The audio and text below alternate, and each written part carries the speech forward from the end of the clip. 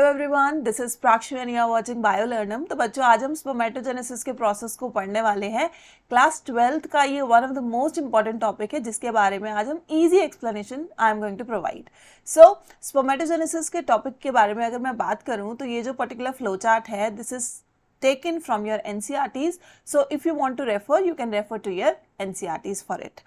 So discuss करते हैं spermatogenesis के प्रोसेस को। तो स्पर्मेटोजेनेसिस का मतलब है स्पर्म्स के फॉर्मेशन का प्रोसेस।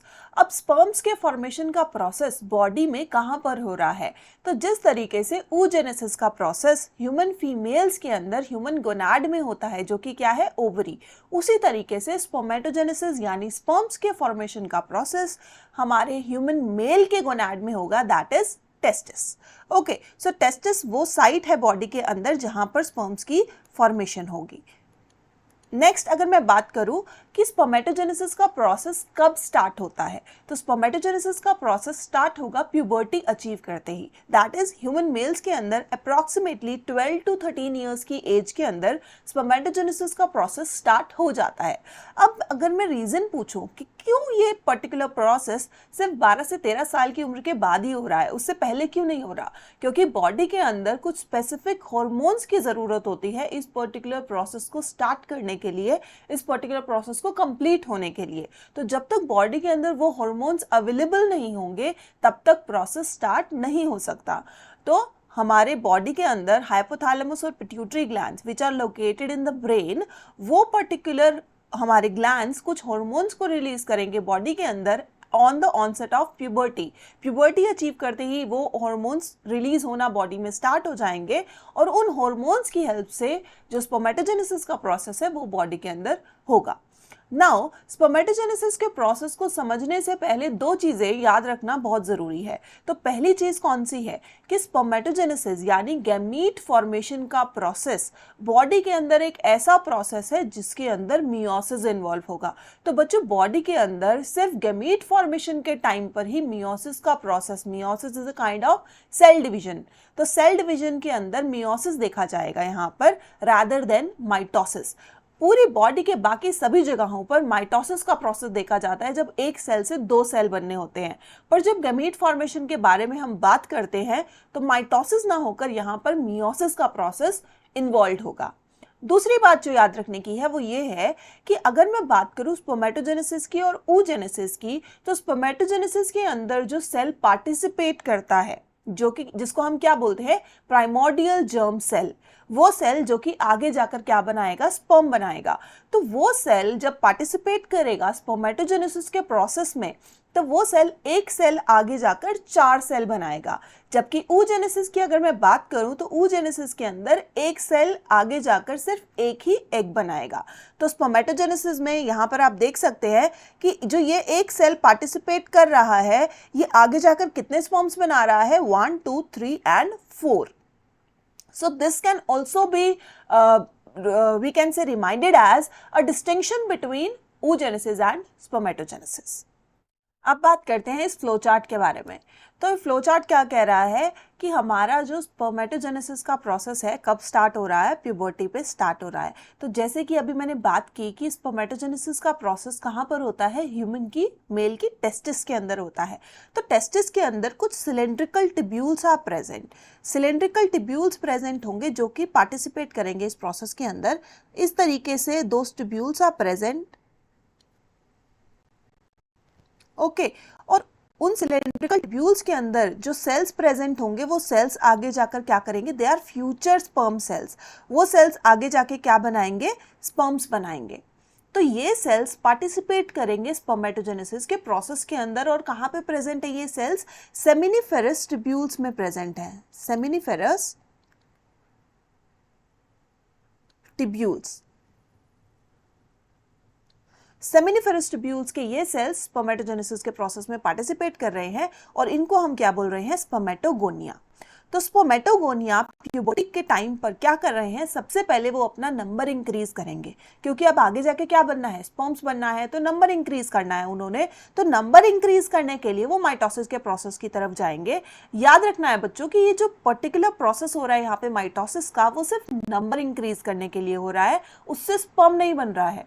ठीक है, तो अल्टीमेटली मियोसिस विल कम। तो माइटोसिस से क्या होगा, ये स्पर्मेटोगोनिया अपने नंबर को इंक्रीज करेंगे। जैसे कि देख सकते हो यहाँ पे एक सेल से हमारे पास कितने सेल्स बन गए हैं, 4 सेल्स बन गए हैं। और जब ये अपना नंबर इंक्रीज कर रहे हैं तो ये कन्वर्ट हो रहे हैं किसके अंदर, प्राइमरी स्पर्मेटोसाइट्स के अंदर। ये वो सेल्स हैं जो कि डिसाइड कर चुके हैं कि इन्होंने आगे जाकर स्पर्म बनाना है। तो व्हेन अ सेल डिसाइड्स कि आगे जाकर उसने स्पर्म फॉर्मेशन के प्रोसेस में पार्टिसिपेट करना है, तो उसको हम क्या बोलते हैं, प्राइमरी स्पर्मेटोसाइट। और फाइनली मियोसिस का प्रोसेस यहाँ पर स्टार्ट होगा। अब यहाँ पर अगर मैं बात करूँ क्रोमोसोमल कंटेंट की, तो क्रोमोसोमल कंटेंट यहाँ पर कितना है, 46, क्योंकि एक नॉर्मल ह्यूमन सेल की तरह इसके अंदर क्रोमोसोम्स होंगे, क्योंकि अभी तक माइटोसिस ही हुआ है। तो माइटोसिस के प्रोसेस में क्रोमोसोम्स के साथ कोई छेड़छाड़ नहीं होती है, तो क्रोमोसोम्स कंटेंट हमारा 46 का 46 ही रहेगा। आगे क्या होगा, प्राइमरी स्पर्मेटोसाइट का क्या बन जाएगा, सेकेंडरी स्पर्मेटोसाइट। कैसे बनेगा, जब उसके अंदर मियोसिस 1 होगा। अब मियोसिस का जो प्रोसेस होता है वो 2 स्टेजेस में होता है, मियोसिस 1 एंड मियोसिस 2। मियोसिस 1 को हम रिडक्शनल डिवीजन भी बोलते हैं। क्या बोलते हैं, रिडक्शनल। और मियोसिस 2 को हम बोलते हैं इक्वेशनल डिवीजन। ये यहां से अभी क्लियर हो जाएगा।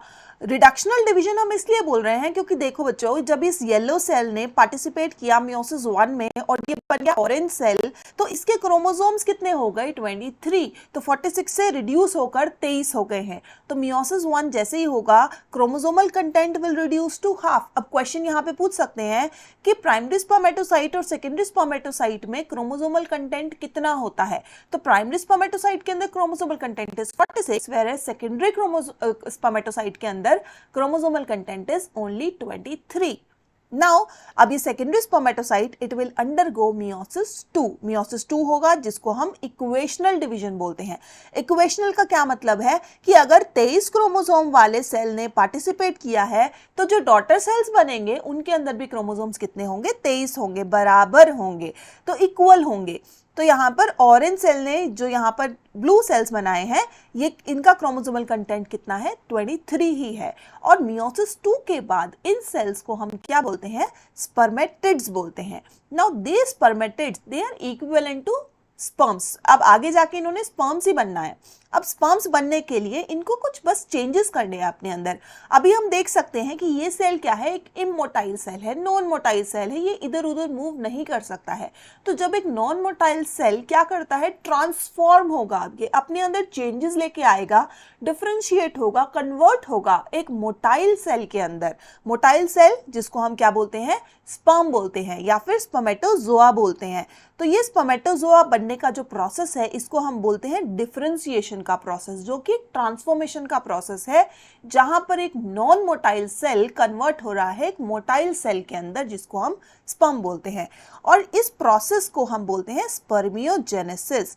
इसको अच्छे से याद कर लीजिए। स्पर्मियोजेनेसिस एक ऐसा प्रोसेस है जहां पर हमारे स्पर्मेटोजोआ किससे बने हैं, स्पर्मेटिड से बने हैं। अब ये पर्टिकुलर जो स्पर्मेटोजोआ है, जिसको हम स्पर्म्स भी बोल सकते हैं, दीज स्पर्म्स गेट एम्बेडेड, ये धस जाते हैं, इनके हेड जो होते हैं, it get stuck into cells which are known as अब सर्टोलाई सेल्स।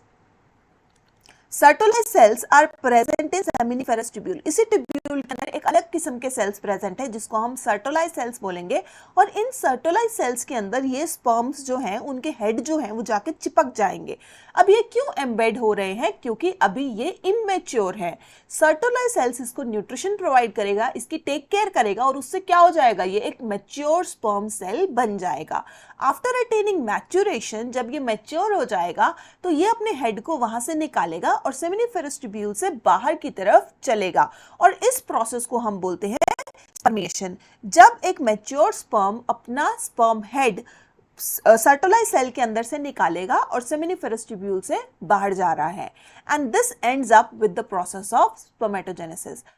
आई होप वीडियो आपके लिए हेल्पफुल रहा होगा। मिलते हैं नेक्स्ट वीडियो में। Till then take care, bye bye.